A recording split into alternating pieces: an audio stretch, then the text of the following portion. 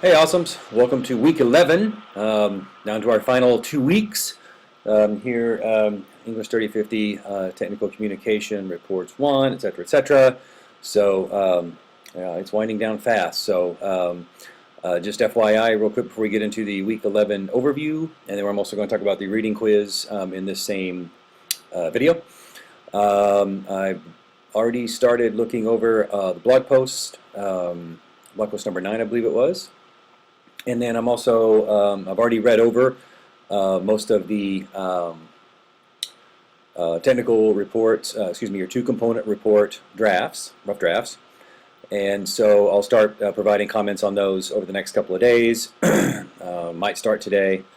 And then, of course, after I cut this video, probably later tonight or tomorrow, I'll have a more detailed video about your peer review feedback that's due Friday, which we'll talk about kind of briefly, but I am going to dedicate, just FYI, a video to that process to kind of help you along with that. All right, so let's get into week 11. So let me minimize down here. All right, so, read Cook et al., technically, and then read Anson and Forsberg, and then take the reading quiz. That'll be due Wednesday. And so the Cook et al. Article, or I think it's a chapter actually, you can locate here. And then this here is an article, the Anson and Forsberg. There's a link to it right here under the required course materials up here in this area. So read those two. Take the reading quiz. Again, that will be due by Wednesday night. And then, as I mentioned a second ago, the feedback to two peers' drafts on the forum. So, and that means you individually. And again, as we've always done, please do make sure that everyone gets a minimum of a couple of responses. Okay. And so in this case here, as always, the peer review has. Let's see. Let me real quick before I get into that. Sunday, nothing due. Keep working on your two-component report, all right, because they're due, I believe, next Wednesday. So, and I'll be getting feedback to you as well. This is pretty self-explanatory down here, but I will be covering these 3 items here in a little bit more detail in a forthcoming video. So, let me get back up here to okay. So, Wednesday is the quiz. And I'll give you we're going over the reading quiz here in a second, and then by Friday, so you've got most of the week. To post to peers two-component report drafts. And again, what you'll do, as we've done in the past, is, of course, these because they're attached, so you'll download one, download a couple of them, read through them thoroughly, and then in the next video I'll show you exactly the kind of things that we want to be kind of looking for and commenting on. So, all right, without further ado, let's talk about the reading quiz. Okay, so there's 4 questions on the reading quiz this week. And so, all right, so you have 3 questions that will come out of the Anson and Forsberg article, okay? And one question is going to ask you about Jim's intern experience. There are 5 or 6, I believe 6 interns that they follow in this study. And so there's a question asking you about his experience. So pay close attention to Jim's experience, okay? And then there's going to be a question that says, this study. And the question doesn't tell you which study. But, have no fear, I am here to tell you. In the Anson and Forsberg study, that's the study that they are referring to. So if you get a question that's not followed directly by Jim's internship program, because the Blackboard system scrambles them around. So what's question number 1 for you might not be question number 1 for someone who takes it 2 seconds later or whatever. I don't know why it does that. But anyway, we'll say this study. And then it's going to ask you about about a confirmation of something about the internship and the relationship to being intellectually clear about the internship or preparedness for an internship in your technical communication education, and whether or not what that has to do with the actual work. Okay? So kind of be looking for those. You probably find something.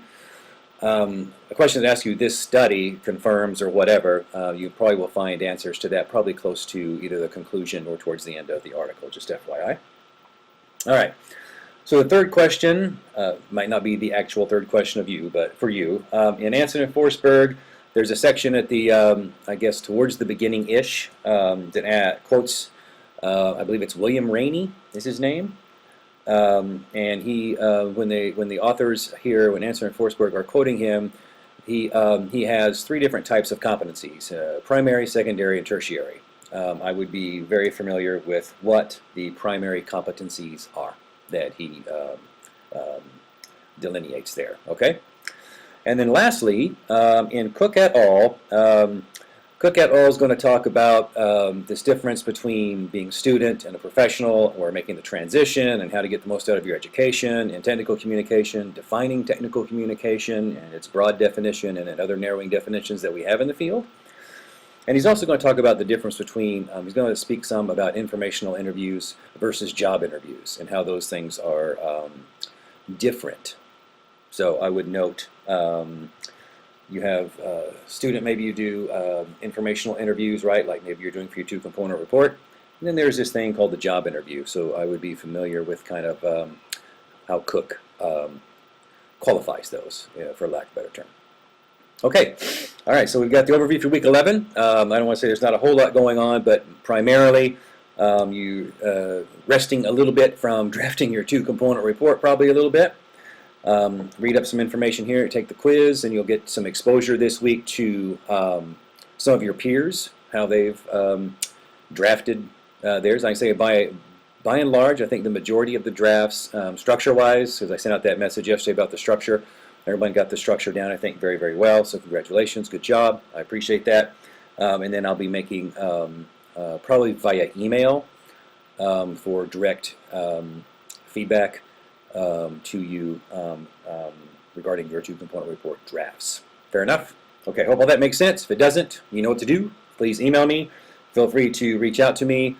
If you feel that you need to meet with me, I just want to give you a quick heads up. I will be out of town. I have a cycling event to go to in Oklahoma City, and I leave a week from Tuesday, and I will be gone the what's the date? The 24th through July 24th through August the 1st. And of course, I'll remind you in a Blackboard announcement soon. So just FYI. But I'm more than happy to meet with you anytime this week and through next Monday. So, and then of course, even when I'm out of town, I'll be available via email, and none of that will really change. Okay? All right. Thank you guys so much. I wish you all a most wonderful week. I'll be back, if not today, tomorrow, with a more precise video on the two-component report peer review form. That's a mouthful. All right, have a good day, guys. Talk to you soon. Bye.